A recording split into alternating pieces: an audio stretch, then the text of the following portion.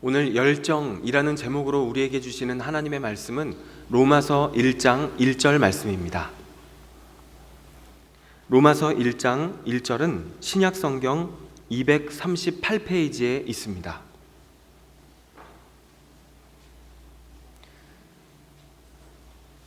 같이 읽겠습니다.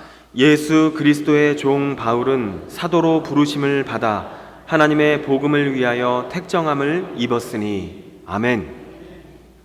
오늘 함께 은혜를 나눌 말씀의 제목은 열정이라는 그런 제목입니다.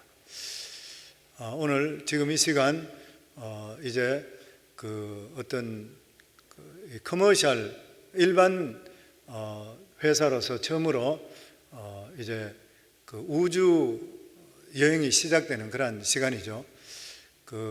지금 세 회사가 서로 경쟁적으로 커머셜 우주 여행을 하기 위해서 하는데, 첫 번째로 끄는 사람이 영국에 있는 리차드 브랜슨 버진그룹 회장, 아마 신문을 보셔서 다 알고 있을 것입니다. 오늘 10시 30분, 10시 한 40분 정도경에 뉴멕시코에서 이제 비행기가 출발해서, 그리고 대기권을 벗어나서 한 3, 4분 정도 무중력 상태에 있다가 다시 돌아오는 것. 그리고 이미 거기에 대해 이야기했는 사람이 600명 이상 넘고 한 사람에 25만 불 정도씩 이렇게 받는다는 그런 것이 나왔습니다. 이 리차드 브랜슨이라는 사람은 16살 때부터 사업을 했던 그런 사람입니다. 그리고 재산이 약 한 60억 달러 정도 되고 방교 회사를 400개 이상 가지고 있는, 그리고 영국 왕실로부터 자기를 받았던 그런 사람, 또 뿐만 아니라 수도원에서 목사 안수까지 받았던 그런 사람입니다.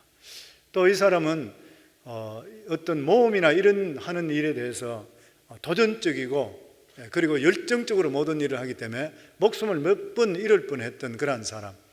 원래 이번 주에 나이가 71살 되는데도 불구하고 이러한 일에 대해서 도전하고 열정하는 그 모습이 너무나 귀합니다. 이제 7월 20일 날 또 브루 오리진이라고 해서 애마존의 제 베이조스가 또 로켓 타고 올라간다고 그렇게 이야기하고 있죠. 스페이스X의 일론 머스크 테슬라 이제 CEO, 어쨌든 간에 서로 간에 경쟁하고 있습니다. 그런데 이 사람들의 특징이 뭐냐면은 다 열정적이죠. 리차드 브랜슨도 어릴 때에 닐 암스트롱이 달나라 앉는 그것을 보고 나서 마음속에 뜨거운 꿈과 열정을 가지고 있었다 그래요. 그게 자기 시대에 꼭 좀 이루어질 수 있게 해달랐는데, 나이가 71살 됐는데 그 꿈을 이루면서 올라갔습니다. 너무 귀한 일인 것이죠. 그래서 이 19세기 후반에 프랑스 설교가인 르나르는 열정을 가진 자는 망설이지 않는다. 세상은 우유부단하지 않고 망설이지 않고 열정을 가진 것 사람의 것이라. 열정을 가진 사람이 시대를 이끌게 되어 있다. 그 말인 것이죠. 능력이 있든 돈이 있든 없든 빽이 있든 없든 성공하기위해서 가장 중요한 게 뭐냐면 뜨거운 열정이라는 거예요. 열정이 없는 사람은 세상을 적당히 평범하게 그냥 살아가 버립니다. 세월을 그냥 허송해 버린 것이에요. 그런데 열정이 많은 사람, 열정을 가진 이러한 사람들은 이 세상에 극복하지 못할 것이 없다고 생각한다는 것이에요. 우리 인생에 나이하고 상관없이 열정을 가지고 있다는 게 너무나도 중요한 일인 것입니다. 그런데 세상뿐만 아니라 믿음만큼 열정이 더 필요한 게 어디 있겠습니까? 예수님께서 말씀하실 때 믿음은 열정 있게 믿어야 된다. 그러니까 계시록에서도 찹든지 뜨겁든지 둘 중에 하나 해라. 미지근하고 적당한 거 내가 못 보겠다, 입에서 내쳐버리겠다. 그리고 무엇보다도 성령께서 이 시간에 이 세상에 임하실 때, 성령 임할 때 어땠습니까? 성령 임할 때 불의 혀 같은 것이 사람 위에 임하면서 바람같이 불같은 생수 같은 성령의 능력이 각자에게 임함을 통해 제자들이 그것을 받아들임을 통해 그 자리에 있지 못하고 뜨거운 마음으로 열정적으로 뛰쳐나가서 복음 전가했거든요. 그 예수 믿는 사람의 특징이 뭐예요? 열정인 것이에요. 나는 정말 예수 그리스도로 말미암아 하나님이 주신 것 때문에 열정적으로 살고 있는 것인가? 아니면 적당히 평범하게 우리가 살고 있는 것인가? 성은 기도를 하더라도 열정적으로 하셔야 돼요. 뜨거운 사람 주님 좋아하셔요. 옆에 가면 불이 활활 타는 느낌이 되는 그 사람 좋아해요. 주님은 뜨거운 마음으로 이 세상에 오셨어요. 예수 믿는 사람의 특징은 뜨거워야 돼. 그 사람 옆에 가면 불이 옮겨 붙을 수가 있어야 돼요. 기도도 뜨겁게 하면 응답될 줄 믿습니다. 지금 특별 새벽 기도 기간이잖아요. 아마 21일 동안 금식하면서 기도하는 분도 계실 거예요. 여러 가지 기도 제목으로 기도하고 있습니다. 이번에 기도할 때에 딱 한 가지 기도면 꼭 응답하세요. 이렇게 저희가 하나님께 부르짖고 있습니다. 그런데 이 특별 새벽 기도가 되면은 저희는 우리 성도님들 중에서나 사역자들 중에 특별 새벽 기도를 통해 응답받은 분들이 참 많아요. 그러면 생각나는 게 뜨겁게 기도했던 우리 사역자 한 사람. 예전에 우리 교회에 전도사인데도 사역할 포지션이 오픈되지 않아서 이제 위에 미디어 팀에 오디오 관계 일을 그냥 자비량을 했던 전도사가 있었습니다. 그런데 원래가 지휘자였었어요. 원래가 지휘자였었는데 교회 포지션이 오픈 안 되고 또 지휘자는 현재 지휘하는 사람 외에 또 다른 사람 하나가 지휘자로 기다리고 있고 이러니까 자기는 지휘할 수 있는 길이 없다 이렇게 생각했어요. 그래서 원래 같이 해프여 특세할 때 21일 동안 물만 먹으면서 하나님께 기도해요. 하나님 제 두 가지 기도 응답 꼭 해주세요. 하나, 하나님 제가 지휘할 수 있는 교회로 보내주세요. 아마 이 성광교회는 기다리는 사람 때문에 자기가 시민권을 받아야지 선교단체 IMB를 통해서 선교지로 가게 되는데, 근데 시민권 받는 기간이 3년인데 자기가 3년 동안에 여기서 지휘할 수 있는 길이 없을 것 같으니까. 왜냐하면 딴 사람 대기 상태, 한 사람 하고 있고 대기 상태로 있으니까. 그러니까 하나님 딴 교회로 가게 해서 지휘할 수 있도록 해주세요. 그리고 두 번째 기도가 무조건 나는 지휘자가 되게 해주소서. 두 개예요. 교회를 떠나게 하소서, 하나는 지휘자가 되게 하소서. 그런데 21일 동안 금식 기도하며 중반 정도 지났을 때 성령의 음성을 듣습니다. 너는 이 교회를 떠나지 말고 임 목사 곁에 꼭 붙어 있으라. 음성을 듣는 거예요. 첫 번째 기도 응답된 거. 그러면 자기는 안 떠난다는 거예요. 그래서 그러면 하나님 제가 언제 지휘할 수 있겠습니까? 나 그럼 지휘 좀 할 수 있도록 해서 지금 보니까 기다리는 사람 이런 사람 생각하니까 자기가 3년 정도 거의 떠날 때쯤 돼서 혹시 찬스나 있을까요? 이렇게 생각했어요. 근데 21일 금식 기도 끝날 때쯤 돼서 성령께서 너는 여기서 곧 지휘한다 그러더래요. 그런데 그러고 나서 한 주인가 두 주 정도 지났는데 지휘하는 전도사가 갑자기 사임해버렸어요. 신상에 일이 생겨가지고 갑자기 사임해버렸어요. 목사님 지금 급한 일로 이런 문제가 생겨 제가 지금 지휘를 못하겠고 바로 제가 떠나야 되겠습니다 그래요. 깜짝 놀랐어요 저도. 그래서 제 방에서 기다리고 있는 지휘자, 다른 지휘자, 우리 교회 다른 지휘자한테 그 사람 어디 있냐 빨리 찾아라 그랬어요. 근데 항상 있던 사람이 그날 안 보여 어디 갔는지. 그래서 할 수 없이 그날 오후 연습시키기 위해서 저 위에 있는 그 다른 전도사를 불렀어요. 불러가지고 오라 그래서 오늘만 지금 사람을 못 찾아 그러니까 네 차례가 아닌데 이제 오늘 오후에 찬양 연습 좀 시키라고 그랬어요. 그러니까 그 이야기 하자마자 목사님 이것은 제잡입니다. 기도 응답입니다 그래요. 아니고 중간에 기다리는 사람이 있는데 그러니까 아닙니다 목사님. 제가 21일 동안 금식하고 기도했는데 하나님 이름 말씀이 제가 이 자리는 제 자리입니다 그러더라고요. 그러고 있으니까 조금 있으니까 목사님 저 찾았습니까? 그러면서 기다리고 있던 지휘자가 헐레벌떡 내 방에 쫓아 들어왔어요. 그러니까 그 지휘자한테 이 전도사가 이야기를 해주더라고요.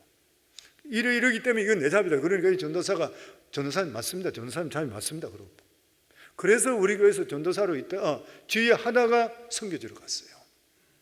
저는 그걸 보면서 느끼는 게 뭐냐면은 하나님은 살아계셔서 우리 기도를 분명히 듣고 계시구나. 그리고 하나님께서는 없는 장소도 만들어 주시구나. 우리가 열정적으로 기도하면 없는 자리로 만들어 주시고 없는 것도 있게 만드시는 분이 하나님이시구나.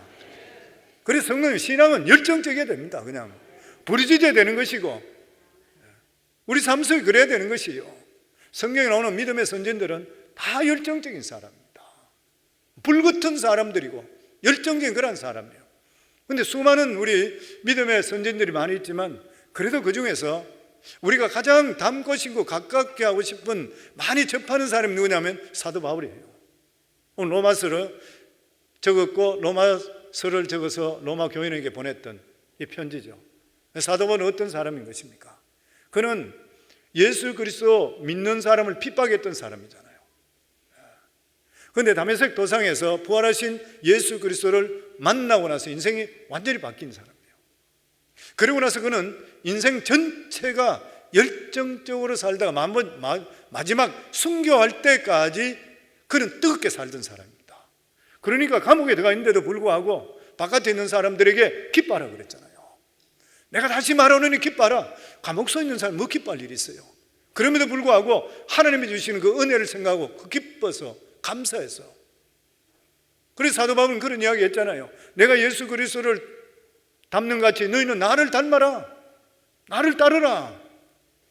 마지막 순간 때까지 그랬던 사람이에요. 그래서 저는 오늘 이 시간에 제목을 열정으로 그래 정했습니다. 우리 삶 속에 가장 필요한 것이 무엇인가? 살아가는 삶에도 열정이 있어야 되지만 특별히 신앙적으로 우리 삶 속에 열정이 진짜 필요하다.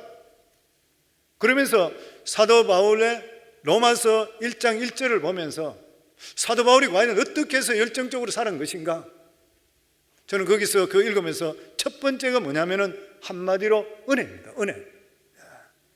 로마서 1장 1절에 보면 예수 그리스도의 종 바울은 사도로 부르심을 받아 하나님의 복음을 위하여 택정함을 입었으니, 무슨 말이에요? 하나님께서 나를 택해 주신 은혜. 영원히 멸망할 수밖에 없는 난데, 나는 예수 믿는 사람을 핍박했는데, 나 때문에 죽은 사람도 있는데 어떻게 해서 나 같은 사람 하나님 택해 주셨나? 하나님의 이 크신 은혜, 이 은혜를 생각하게 되니까 그 마음속에 하나님에 대한 사랑이 불꽃이 일어나는 것이에요. 열정이 일어나는 것이에요. 그러니까 사도 바울이 어떻게 했어요? 여기 보면 예수 그리스도의 종 바울은 자기가 스스로 종이 되어버렸습니다. 이 종이란 말의 원어는 둘로스라 그러죠. 이 둘로스란 말의 뜻이 뭐냐면 노예란 말이에요. 노예. 일반 우리가 생각할 때 하인 이런 말이 아니고 그냥 노예인 것이에요. 이 로마서가 써 있을 때 그 당시에 로마 전체 나라에 사는 인구 중에서 50%가 넘는 6천만 이상이 노예들이었답니다.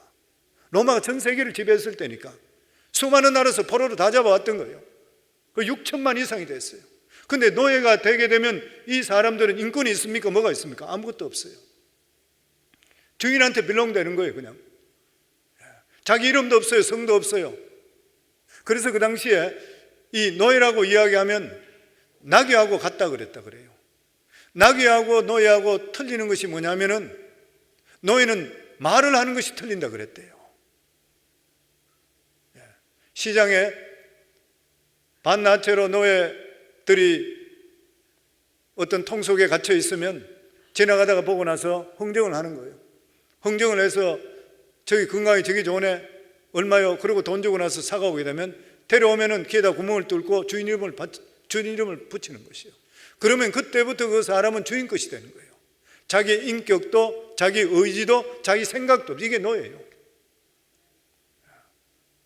그 사람은 주인이 마음대로 할 수 있는 그런 것이 바로 노예인 것이에요. 근데 사도 바울은 지금 여기 뭐냐면은 하나님께서 나를 택해 주신 것을 생각할 때 자기가 스스로 나는 생각도 없고 나는 의지도 없고 내 주인은 예수님이다, 이것을 스스로 그냥 항복해버렸어요. 해버린 것이에요. 그런데 사도 바울이 언제 이렇게 되는 것입니까? 사도 바울이 다메섹 도상에서 빛 가운데 부활하신 예수 그리스도를 만나고 듣고 나서, 그러고 나서 눈이 멀어버렸잖아요. 그리고 다메섹에 사람의 손에 이끌려서 갔다가 아나니아라는 선지자를 통해서 하나님께서 보내주어 다시 눈을 뜨게 되잖아요. 눈을 뜨고 나서 바울이 어떻게 했습니까? 3년 동안 아라비아 사막으로 갔습니다. 3년 동안 아라비아 사막으로 가서 이 사도 바울은 석학이었었고 율법학자였었어요. 바리새인이었었고, 사도 바울만큼 성경에 대해서 박식한 사람이 없을 정도였습니다. 가말리엘에 거기에 수화해서 공부를 했었고, 그래서 3년 동안 아라비아에 가서 구약을 다시 보는 거예요. 창세기부터 처음 책을 다시 보는 거예요. 하나님 말씀을 다시 보면서 과연 하나님 말씀하시는 예수님이 메시아인 것인가 보는데 성경 전체가 예수 그리스도에 대한 말씀인 거예요. 아마 어떤 신학자는 그런 이야기해요. 아마 사도 바울이 이 성경을 읽으면서 다시 공부하면서 얼마나 울었을지 모르겠다 그래요. 예수님께서 나를 위해 이 세상에 오셔서 진짜 십자가에 못 박혀 죽으셨구나, 나 같은 죄인 위해 죽으셨구나, 나 때문에 오셨구나, 이걸 성경을 읽을 때마다 그것이 보이기 시작할 때 어떻게 울지 않고 그냥 볼 수 있겠습니까? 성령, 우리가 은혜를 체험하게 될 때 어떻게 해요? 그때부터 울잖아 그냥. 아마 여기 있는 분들 체험 많이 했을 것이에요. 저는 은혜를 체험하니까 양쪽 눈옆에 여기가 물렀어요. 하도 눈물이 많아요. 손으로 비비가니까 계속 짓물러 버려 나중에. 그 은혜 때문에 그런 것이에요. 아마 사도 바울은 이사야서를 보면서 빛으로 오신 예수님인가 진짜인가, 더더욱이나 아마 이 성경 말씀 이사야 53장에 보면 그가 찔면 우리의 허물을 인하며 그가 상함은 우리의 죄악 때문이라, 그가 징계를 받음으로 우리는 평화를 누리고 그가 채찍에 맞음으로 우리는 나음을 받았도다. 우리는 다 양 같아서 그릇 행하여 각기 제 길로 갔거든 여호와께서는 우리의 모든 죄악을 그에게 담당시키셨도다. 아마 이 말씀 듣고 예수님을 다메섹 도상에 만났는 것, 말씀한 것, 저 같은 자를 하나님께서 이방인의 사도로 택하셔서 불러줬다는 것을 깨닫게 될 때 울지 않을 수가 있을까요? 아마 뒹굴었다 생각해요. 대성통곡했다고 생각돼요. 오늘날도 많은 사람들 중에서 진짜 한순간적으로 예수님 영접하고 화그닥 대접하는 사람은 그렇게 많지 않습니다. 대부분의 사람들은 태어날 때부터 예수 믿게 되고 또 그렇지 않으면은 누군가에서 억지로 끌려서 예배당에 오는 거예요. 내가 오고 싶어 오는 것도 아니고 누구 전도받아 그냥 오는 것이에요. 처음에 하나님 말씀 들을 때 내게 잘 들리지도 잘 안 해요. 근데 하나님 말씀을 읽고 하나님 말씀을 듣고 설교를 들으면서 차츰 내 마음속에 오기 시작하는 거예요. 그러다가 어떤 순간이 모멘텀이 될 때에 아, 진짜 예수가 나를 위해 십자가에 못 박혀 죽으신 메시아구나, 이것을 깨닫게 돼요. 그때가 그 사람이 하나님과 나와의 만남의 시간입니다. 아마 이것은 누구든지 간에 믿음에 있는 사람들은 어떤 모멘텀이 주어지면서 다 만나는 시간이에요. 그런데 그렇게 될 때에 그 자신의 삶을 그때에 하나님께 헌신하는 거예요. 성도님, 우리가 살아계신 하나님이 진짜로 나를 위해서 예수님을 보내주시고 예수님께 나를 위해 죽으셨다는 것을 내가 정말 그 순간에 믿게 될 때는 전체를 하나님께 내놓게 됩니다. 하나님의 은혜 때문에 나 같은 자도 기억하고 계셨구나, 나 같은 자도 주님께서 계획하고 계시고 구원해 주셨구나,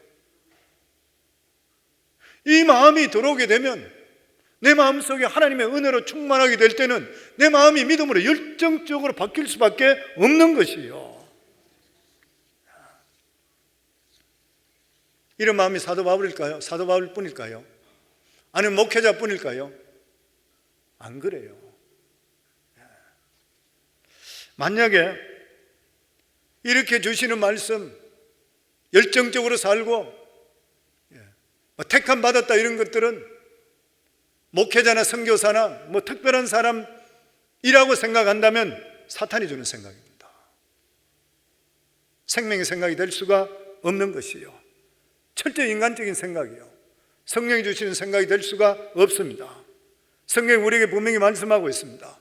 로마서 1장 6절에 보면 사도 바울이 너희도 그들 중에서 예수 그리스도의 것으로 부름을 받은 자라. 오늘 여기 계시는 모든 분들도 목회자나 선교사나 똑같이 하나님께서 기억하시고 부름을 받은 자라고 하는 것이에요. 믿으시는가요? 하나님께서 우리 성도님들 일일이 기억하시고 불러주신 것을 믿으시는가요? 그러면 여기 보면 너희도 그들 중에서 그리스도의 것으로 부름을 받았다. 그리스도의 것이래요. 우리가 하나님 것이, 예수님 것이래. 그리스도의 것이란 무엇이에요? 사도 바울과 똑같이 부름을 받은 자로 예수 그리스도의 소유가 되었다는 거예요. 사도 바울이 예수 그리스도의 종이라 그러면 우리들도 예수 그리스도의 똑같은 종이라는 것이에요. 종이라는 것이 무엇이에요? 내 것이 없다는 것입니다. 모든 것이 주인 것이라네요. 그래서 종은 세 가지를 부인하는 것이 종이라 그래요. 첫 번째가 뭐냐면은 내 자신의 주인은 내가 아니다. 내 생의 주인은 내가 아니다. 내 자신의 주인의식 포기해야 돼요. 두 번째로 내 것은 아무것도 없다. 내게 있는 것은 전부 내 것이 아니다. 소유권 포기를 해야 돼요. 종이라는 것은. 그리고 세 번째로 종은 지 마음대로 못 가요. 자기 마음대로 하고 싶으면 못해. 종은 내 마음대로 못 사는 것이요. 왜냐하면 주인이 있기 때문인 것이요. 무슨 말이에요? 생존권 포기라. 그래서 종은 주인의식 포기, 소유권 포기, 생존의식 포기해야 돼요. 그게 바로 종이라고 하는 것이요. 근데 이 말하면 성도들이 들을 때에 이해가 잘 못해요. 나는 난데 내가 왜 모든 것을 포기하냐? 이런 사실을 잘 받아들이지를 못하는 사람이 많습니다. 근데 생각해 보세요. 우리는 죄로 말미암아 영원히 죽을 인생인 것이요. 근데 에베소서 2장 1절에 보면 그는 허물과 죄로 죽었던 우리를 살려주셨도다. 그러면서 고린도전서 6장 20절에 보면 값으로 산 것이 되었으니 그런즉 너희 몸으로 하나님께 영광을 돌리라. 예수 그리스도의 핏값으로 우리를 사셨대요. 우리가 죄값으로 말미암아 영원히 멸망할 수밖에 없고 지옥 갈 수밖에 없는데 예수 그리스도의 보혈의 피로 너의 값을 대신 치렀대. 속량했대요. 이게 테텔레스타예요. 내가 빚을 다 갚았다. 죄에 대한 빚을 예수님께서 대신 죽으시며 갚았다는 것이에요. 그러니까 우리는 주인이 누구시라고요? 돈 주시고 갚고 사신 분이 예수 그리스도이기 때문에 우리 모두가 예수님 것인 거예요. 그래서 로마 14장 8절에 보면 우리가 살아도 주를 위해 살고 죽어도 주를 위해 죽나니 그러므로 사나 죽으나 우리가 주의 것이로다. 철저한 노예인 것이에요. 우리 자신이 누군지를 인식하며 살아갈 수가 있어야 되는 것입니다. 우리는 세상 사람과 틀려요. 보기는 차이가 없습니다. 줄을 세워놓고 사진을 찍어보시면 똑같아요. 실제로 틀리는 것이 없습니다. 그런데 예수 믿는 사람은 성령께 우리 속에 내주하시기 때문에 삶의 스타일이 틀려요. 삶의 양식이 다른 것이에요. 우리는 예수 그리스도의 종인 것이에요. 내 인생 내 마음대로 못하고 주님께서 원하는 삶을 살아갈 수 있어야 돼. 그러면 주님께서 우리 삶을 축복해 주셔요. 일반 사람하고 틀리는 것이에요.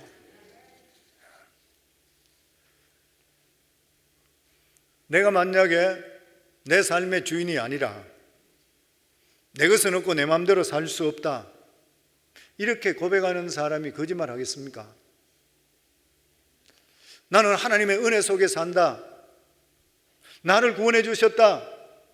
내 인생의 주인이 하나님이다, 주님이다 고백하는 사람이 내 이익을 위해서 남에게 사기치겠습니까? 절대 칠 수가 없는 거죠. 살아갈 때 정직한 수입으로 살아야 되고, 내가 비록 어렵고 잘 살지 못한다 하더라도 하나님께서 나에게 베풀어 주신 은혜를 생각한다면 끊임없이 우리 속에는 감사해야 되는 것이에요. 직장 다니는 분들, 사업하는 분들도 생각하면서 사셔야 돼요. 옛날에 청교도인들이 이런 말을 했다고 합니다. 우리의 생업은 예배당만큼 거룩해야 된다 그랬대요. 내 살아가는 삶의 직장이나 사업도 예배당에서 내가 거룩하게 예배드린 것과 마찬가지로 내 삶의 사업도 직장도 내 있는 장소도 똑같아야 된다 그랬대요. 예수 믿는 사람과 안 믿는 사람은 칼라가 달라질 수밖에 없는 것입니다. 그래서 실제적으로 믿음 안에 들어오지 못하게 될 때는 예수 믿으면 재미없을 것 같아요. 제가 옛날에 그렇게 생각했습니다. 예수 믿는 사람 보니 재미가 하나도 없어 보여요. 예수 믿으면 인생이 끝나는 것다, 이렇게 생각까지 했어요. 어디 재밌는데 가지도 못하고 여러 가지로 작은 그런 게 많았어요. 그런데 실제로 예수 믿고 나니까 그렇습니까? 안 그렇잖아요. 예수 그리스도 안에 들어가면 내가 옛날에 갖지 못했던 평화가 넘치게 됐어요. 아멘. 왜 그런 것이에요? 주님이 내 삶의 주인 되기 때문에 그래요. 내가 아무것도 내 것이 없기 때문에 어떻게 돼요? 삶의 자유로움이 있습니다. 자유로운 것이요. 돈에 매이질 않아요. 왜냐하면 모든 재물은 주님 것이기 때문에. 그래서 주인 잘못 만나면 망하는 거예요. 회사도 CEO 잘못 만나면 망하는 것이고, 나라도 지도자 잘못 만나면 망하는 것이에요. 베네수엘라나 아르헨티나나 뭐 나라들 보면은 지도자들 몇 번 잘못 만나니까 나라가 망해버려요, 그냥. 근데 우리의 주는 누구십니까? 만왕왕 예수 그리스도인 것이에요. 아멘. 예수님 잘 만나게 되면 우리 인생은 진짜 별 볼리는 음생이 멋진 인생을 바뀔 줄을 믿습니다. 아멘. 옛날에 실제적으로 그런 일이 있었다 그래요. 그리스에 있었던 일인데 집안이 너무 가난해서 이 사람은 겨우 자기 이름 석자 정도 쓸 정도밖에 안 됐대요. 그런데 어느 날 은행에 수의를 모집한다고 해서 거기에 신청을 했는데 이름 석자밖에 쓸 수가 없고 글을 못 읽고 낙방해 버렸대요. 은행 수의 시험에 떨어지고 나서 이 사람이 젊은 사람이죠. 소년. 이 사람이 엉엉 울면서 하나님께 나가. 예수 믿는 사람이에요. 예배당에 혼자 내가 하나님께 엉엉 우는 것이에요. 하나님, 왜 나는 가난한 부모 밑에 태어나게 하고 초등학교도 나오지 못하게 하고 이름 석자밖에 쓸 수 없는 이러한 무식쟁이가 되게 했습니까? 그래서 수위까지도 떨어졌습니다. 하나님, 나 같은 자가 세상에 살아 뭐 하겠습니까? 엉엉 거기 우는 거예요. 근데 갑자기 강한 성령의 말씀이 들립니다. 잔소리 하지 말고 보따리 사서 미국으로 가라. 그리스 살던 사람이에요. 노동자로 미국에 일을 해라. 그 얼떨결에 가겠습니다 해서, 그리고 그냥 보따리 사서 미국으로 왔던 것이에요. 뉴욕에 도착해서 노동자로 일을 합니다. 조금 돈이 모아지면 그 돈을 모아가지고 조그마한 가게를 시작했어요. 이 사람 무식한 사람이에요. 밤늦게까지 사업을 하면서 노동 일을 했습니다. 사업이 조금씩 커지기 시작했습니다. 아무리 힘들더라도 믿음 안에서 하나님께 온전한 10의 1조 드리고 주일 성수했습니다. 점점점 돈이 많아져서 사업이 커졌습니다. 나중에 그가 나이가 60살 되었을 때 뉴욕의 브로드웨이에서 알아주는 그런 사업가가 되었습니다. 굉장한 돈을 많이 갖는 그런 사람이 되었습니다. 60세 생일 되었을 때에 금융과 월가 있는 사람들이 중요한 인물이라 해서 거기에 참석을 해서 생일 축하에도 참석했습니다. 정말 유명 인사가 되어버렸던 것이에요. 신문기자가 와서 묻습니다. 선생님 같은 분이 자서전을 써야 됩니다. 당신같이 입지적인 사람이 가난하게 이민 왔다가 지금 이렇게 돼 있는 사람 자서전 쓰면 후세에 큰 도움이 될 것입니다. 그러니까 그러면 그런 이야기다. 여보시오, 이름 석자밖에 쓰지 못하는 자가 무슨 자서전이요? 그러니까 신문기자가 그 이야기를 듣고 나서 혀를 차면서 했는 이야기가 뭐냐면, 선생님께서 만약 글을 잘 쓰고 유식에 했더라면 굉장히 유명한 사람이 됐을 것입니다. 그러니까 이 사람이 고개를 흔들면서 그런 말을 했대요. 여보시오, 내가 만약 글을 잘 읽고 유식한 사람이었다면 은행 수의장 정도는 되었을지 모르지만 내가 이 자리에 있을 수 없다 그래요. 성도님들, 영어 잘 못한다고 아니면 내가 배운 게 없다고 너무 마음 가실 필요 없어요. 내가 가끔 그런 이야기 해요. 미국에 영어 다 잘하지만 거지들도 많더라. 그러니까 하나님께서 복을 주셔야 돼요. 아멘. 그러면서 그분이 했던 말이, 내가 진짜 공부를 많이 했다라면은 수의에 합격해서 수의장밖에 될 수 있겠느냐? 그런데 나는 이름 석자밖에 모르지만 주님 말씀만 붙들었다. 믿음만 살았다. 주님께서 가라니까 이곳에 왔다. 주님께서 이렇게 만들어 주셨다는 거예요. 성도님들, 예수님이 능력이십니다. 예수님이 우리 왕이 되시면 능치 못함이 없는 역사가 임하게 되어 있는 것이에요. 아멘. 그리고 두 번째로 이 사도 바울이 이렇게 열정적인 것은 저는 책임감이라고 그렇게 생각합니다. 오늘 1절 말씀에 보면 예수 그리스도의 종 바울은 사도로 부르심을 받아. 자기는 핍박자였잖아요. 이런 자를 하나님께서 택해 주신 은혜만 해도 너무 감사한데 사도의 직분을 주셨어요. 갈라디아서 2장에 보면 베드로는 유대인들에게, 그리고 사도 바울은 이방인들의 사도로 세웠다고 그랬습니다. 자기 같은 자에게 직분을 줬어요. 그러니까 사도 바울은 이 받은 직분, 나 같은 자에게 어떻게 이것을 주느냐 해서 다른 사도보다도 훨씬 더 일을 더했다고 그랬어요. 고린도전서 15장 8절로부터 보면, 맨 나중에 만삭되지 못하여 난 자 같은 내게도 보이셨느니라. 나는 사도 중에 가장 작은 자라. 나는 하나님의 교회를 박해하였으므로 사도라 칭함받기를 감당하지 못할 자니라. 그러나 내가 나된 것은 하나님의 은혜로 된 것이니 내게 주신 그의 은혜가 헛되지 아니하며 내가 모든 사도보다 더 많이 수고하였으나 내가 한 것이 아니요 오직 나와 함께 하신 하나님의 은혜로다. 모든 사도보다도 더 열심히 했다는 거예요. 우리 같은 자를 하나님께서 예수 믿고 구원받게 택해 주셨어요. 근데 이제는 우리들에게 성도라는 직분을 줬어요. 그리고 성광교회 집사라는, 안수 집사, 권사, 장로, 팀장, 목양팀장, 목자, 우리 그런 자격이 있어요. 우리 자신들을 볼 때 그런 자격이 있습니까? 저는 성도님에 늘 고백하지만 나 같은 자가 어떻게 목회되는지 잘 몰라요. 그냥 돈 벌고 잘 살고 거기에 초점 맞춰져 있는 자가 어떻게 해서 하나님께서 구원해 주신 은혜만도 감사한데 어떻게 나 같은 자를 목회자로 불러서 하나님 말씀 전하게 하는지 난 도저히, 정말 나 같은 자가 새벽에 자다가도 버뜩 일어납니다. 저는 자녀들 불러놓고도 자녀들이 다 목회자잖아요. 우리가 어떻게 목회자가 될 수 있니? 그래요. 하나님 말씀 어떻게 전할 수 있니? 근데 이러한 직책을 받았다 그러면 사도 바울은 어땠어요? 책임감이요. 책임감 때문에 열정적으로 했어요. 성도님, 이렇게 귀한 하나님의 성직을 우리에게 줬어요. 성도님, 성직 받은 것이 우리의 명예입니까? 물론 큰 명예죠. 그렇지만 그 명예 전에 뭐예요? 하나님께서 우리를 귀하게 여겨서 그 직분 주시는 것이에요. 언젠가 주님 앞에 설 때는 우리에게 주셨던 직분에 대해 계산하실 거예요. 그래서 우리 삶 속에 이러한 직분을 가지고 있으면 직분에 마땅한 책임감을 가질 수가 있어야 돼요. 얼마나 감사한 일이에요. 우리 같은 자를 그런 직분 맡겨주셨으니까. 근데 그 직분에 대해서 내가 열정을 가지고 일하고 있는 것인가요? 아니면 사람들한테 명예적으로만 이야기하고 있는 것인가요? 한번 돌아볼 수가 있어야 돼요. 사도 바울은 나를 따르라 그랬어요. 내가 어떻게 하는데 너희들은 봐라. 자기는 보면 모든 사도보다 더 열심히 수고했대. 왜냐하면 나 같은 자를 어떻게 구원해 주시냐는 거예요. 어떻게 나 같은 자에게 직분을 주시냐는 거예요.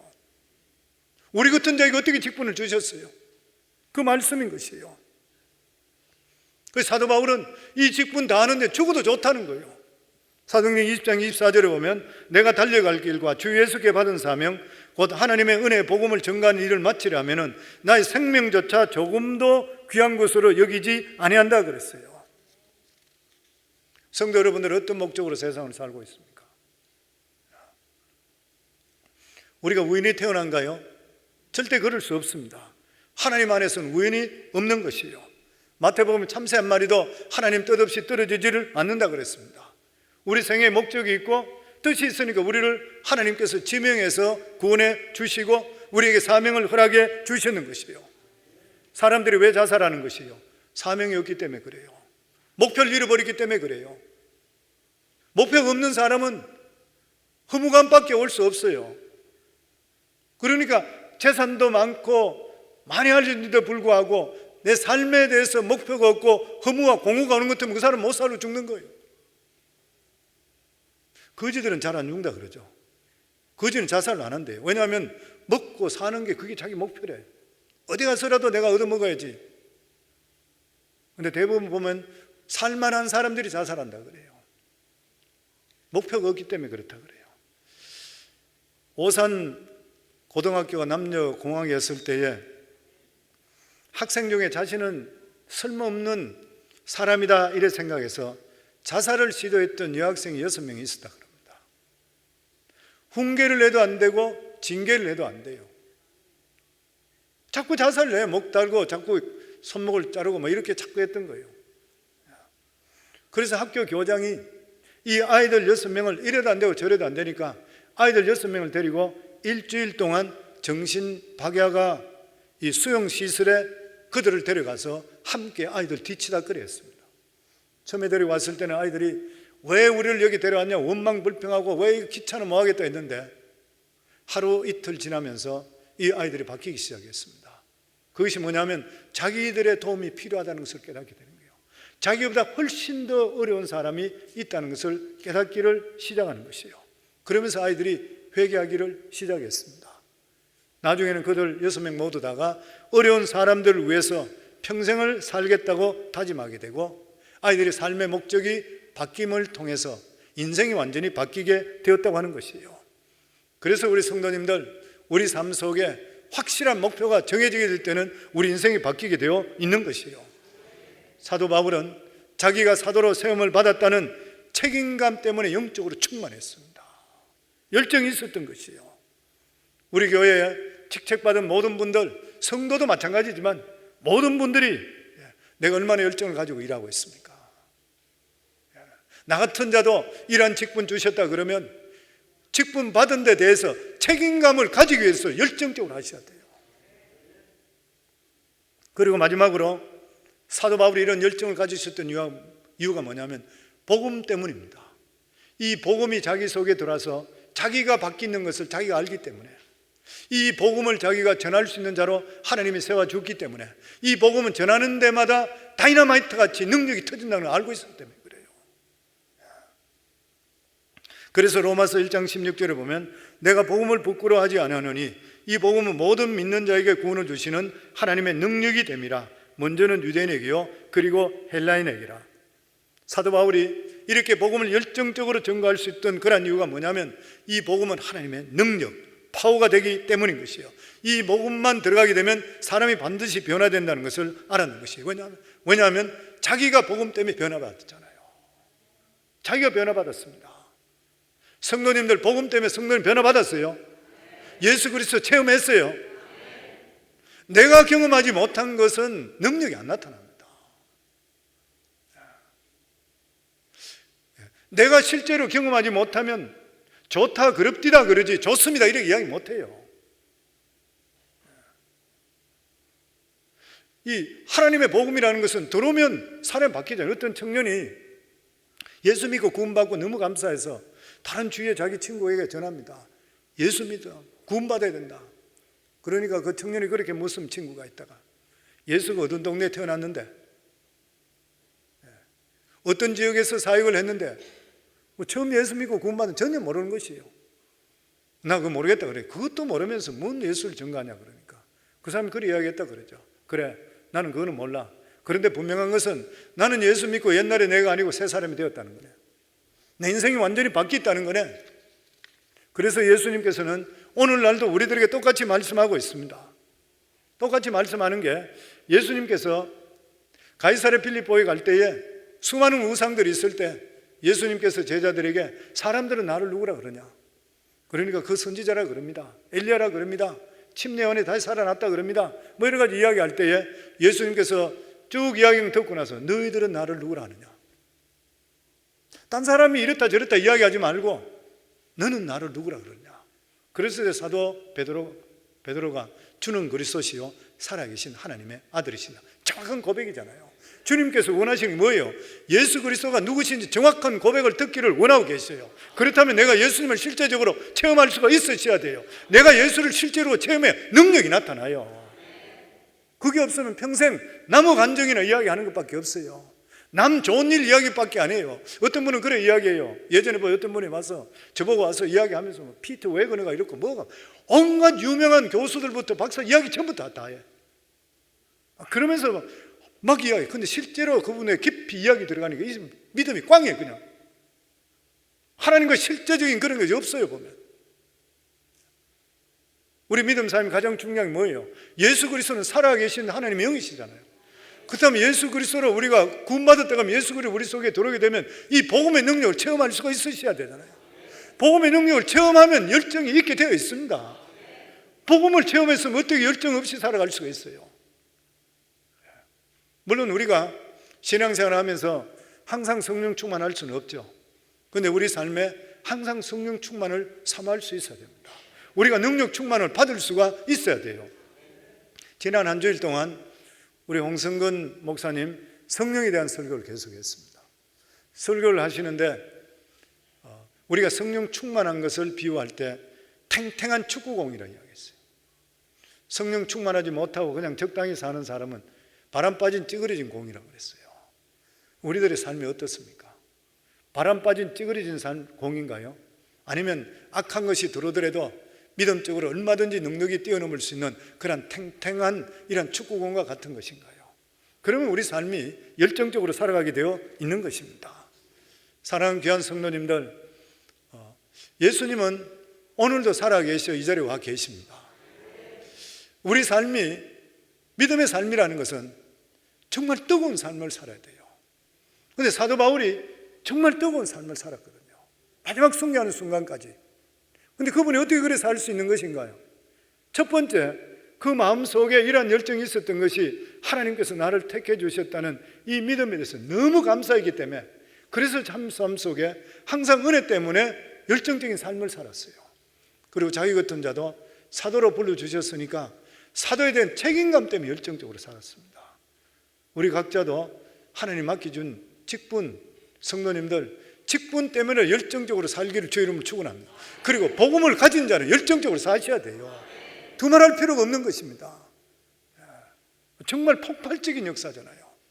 저는 우리 사랑하는 성도님들 정말 열정을 가지고 시대를 이끄시고, 그리고 우리 자신들 삶이 더욱더 믿음을 더해서 성령의 강력한 기름 부음이 체험하며 살아갈 수 있는, 그리고 그것을 소망하며 살아가기 바랍니다. 그냥 적당히 신앙생활하는 것이 정상이라 생각하면 잘못 생각하는 것이에요. 하나님의 은혜와 능력 속에 충만한 삶으로 이 세상에 승리하기를 주의 이름으로 축원합니다.